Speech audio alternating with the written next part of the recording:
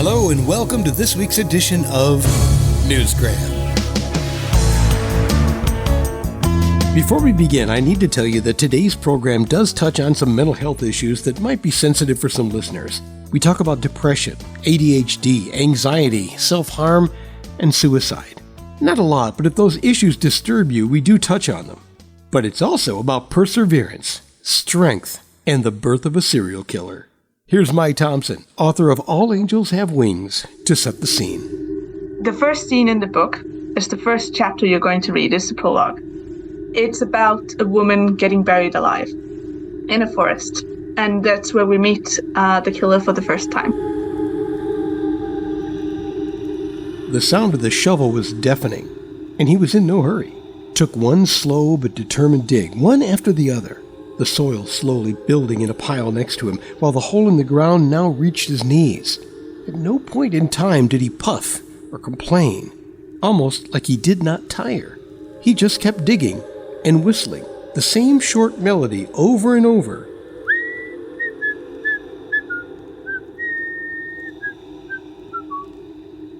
Trish didn't recognize the tune, but she knew that his whistling, along with sounds of the soil brushing against the shovel, would be the last thing she heard. She was going to die.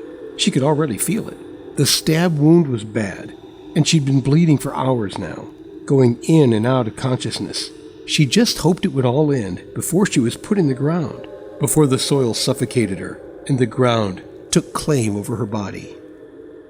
This forest and the white stones you see on the front page, this is very significant to the rest of the story. Yeah, the photo on the cover of her book depicts this very scene, and you probably have some questions at this point. Who is burying who? And how? And what? And why? I know how you feel, and you're going to have to trust me that that's not even the most important part of this story. The fastest way to resolve those feelings is to just stop listening to this podcast and download a copy of Mai's book. Now, don't actually do that right now, because I have a lot more to tell you, and it begins with the why. Because this story is a tale born out of therapy. It wasn't even intended to be a story. Let me take you back to December of 2019. I started to struggle a lot with my mental health. It got worse and I got into a very dark place, and I started going to therapy because I needed it.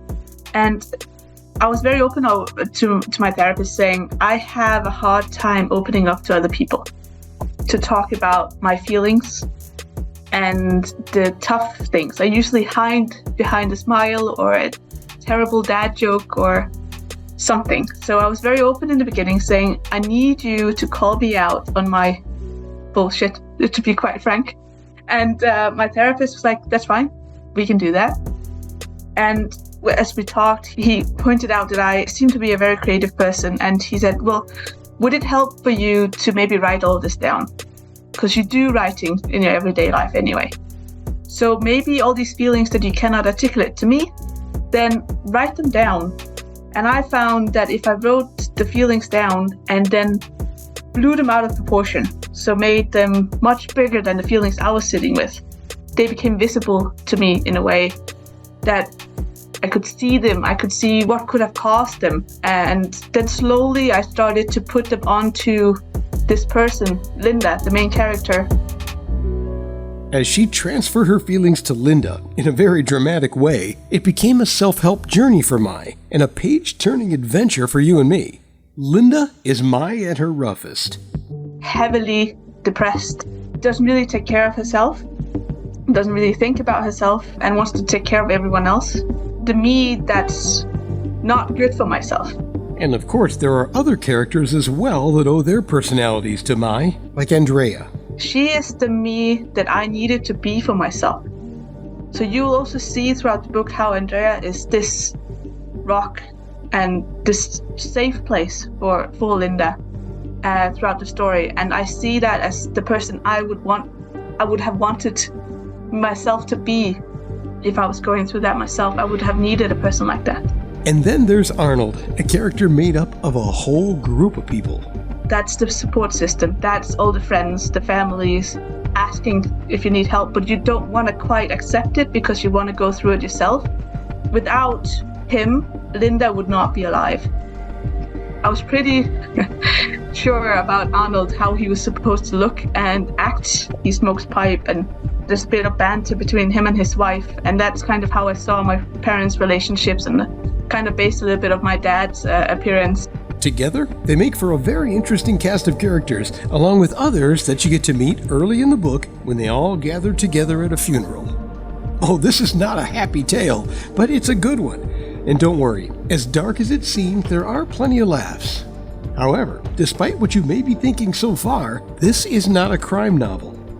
It's not a crime story. It is a horror and thriller and suspense. It's nothing to do with the crimes themselves. It's more about the minds of the killer. How can a person do these things? But also about Linda, what happens when we push a person to the limit.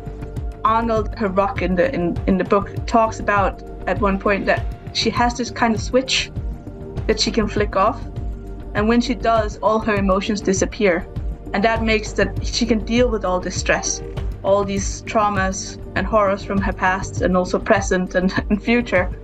And he worries for her what will happen the day, if it happens, where she switches off completely. There are all kinds of shows out there that attempt to take you into the mind of a serial killer, and no matter how many of them I watch, it's still very hard to see things from that perspective. It's probably one of the things that we find so fascinating about these people. It's a dark, confusing world, and gazing into that abyss can be a mind-bending journey.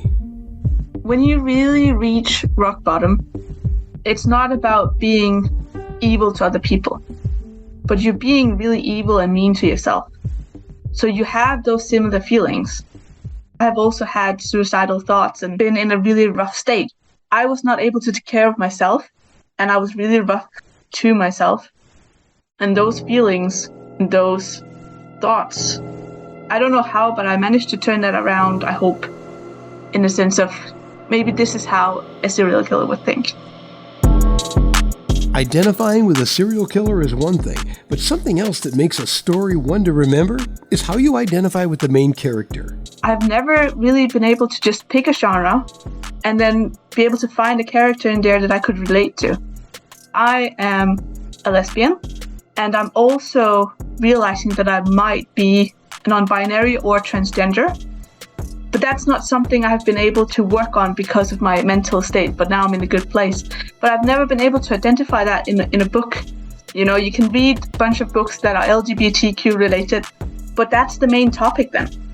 But I would like to read a story or watch a movie where it's not the main story, it's just an aspect of it. It's not what the whole story is about. So that was one of the really important things to me, that I would be able to create something that I would want to read growing up. Mission accomplished.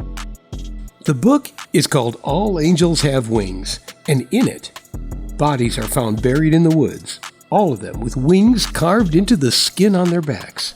Young women murdered, all looking the same and all around the same age, all but one. The latest victim appears a lot older than the rest, and she seems to be the only one who was stabbed and buried alive. When Arnold sees her, it's like his whole world stops. He knows her, and he knows that this means the Angel Maker is back. He's out there, looking for his angel, the one that Arnold took from him years ago. If you're struggling with mental health and you are in a dark place, maybe this is not the book for you. It is a bit dark and it is a bit twisted. There is humor in there, and I have tried to lighten the mood. And I cannot yet promise if book number 2 is going to be happy. But I will just say, be mindful of yourself, take care of yourself, and wait till you're in a better place, maybe, before you read this book. Because I don't want to be triggering in any way. Good advice. And for those of you who have listened this far into the podcast and are curious, yes, there is a sequel on the way. All Angels Have Wings by Mai Thomsen. It's available online right now at Amazon.com, BarnesandNoble.com, and many other places. And that will do it for this edition of Newsgram from WebTalkRadio.com.